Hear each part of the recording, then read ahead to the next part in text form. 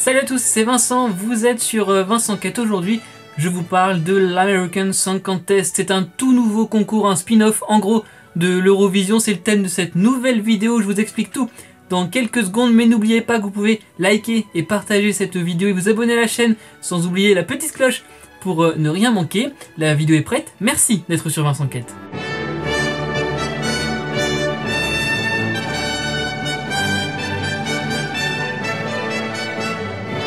Vous commencez à le savoir, j'aime parler de l'Eurovision sur Vincent Quête. Aujourd'hui, on traverse l'Atlantique et on parle de l'Eurovision aux États-Unis. C'est tout nouveau, c'est l'American Song Contest. En Europe, l'Eurovision existe depuis 1956 et c'est aujourd'hui près de 200 millions de téléspectateurs chaque année. C'est en fait le plus grand concours musical au monde. Si l'Eurovision a déjà été diffusée aux États-Unis, on ne peut pas dire que ça a vraiment intéressé nos amis américains.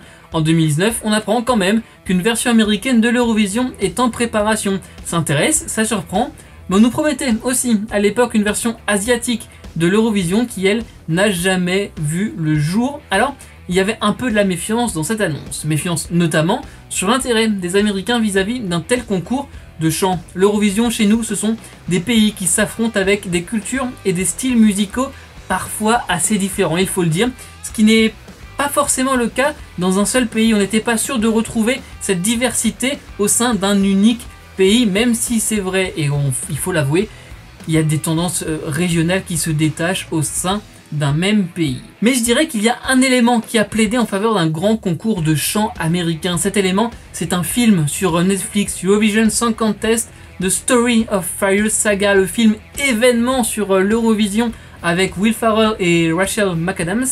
Il est sorti en 2020 en plein début du Covid et ça a été un énorme succès. Pour le premier week-end, ça a tout simplement été numéro 1 de Netflix dans de nombreux pays. Il y a même eu une nomination aux Oscars pour la chanson phare du film. Allez l'écouter, je mets le lien dans la description.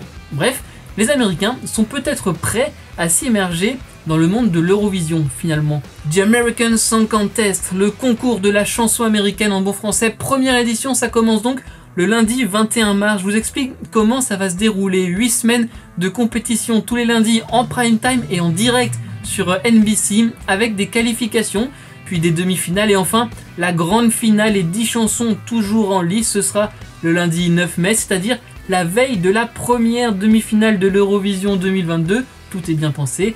Le but, décrocher la victoire et voir sa chanson devenir la meilleure chanson originale des États-Unis. Alors, qui pour animer ce qu'on nous présente comme un spectacle jamais vu aux États-Unis? La réponse est tombée il y a quelques semaines et c'est une très belle affiche. Snoop Dogg et Kelly Clarkson, la star du rap qu'on ne présente plus, et la première gagnante de American Idol, la nouvelle star américaine. Kelly Clarkson qui s'est dite, je cite, fan et amoureuse du concept de l'Eurovision et enchantée d'apporter à l'Amérique ce phénomène musical. Fin de citation. Alors, comment élire la meilleure chanson originale des États-Unis? Il y aura 56 chansons en compétition, 56 pour les 50 États des États-Unis, 5 territoires et la capitale Washington DC. Vous le voyez sur cette carte, 56 chansons originales, je le précise, c'est comme à l'Eurovision, pas de reprise, pas de tube qu'on connaît tous, pas de cover. Une autre règle, comme par chez nous, être âgé d'au moins 16 ans pour les qualifications, pour les demi-finales et même pour la finale.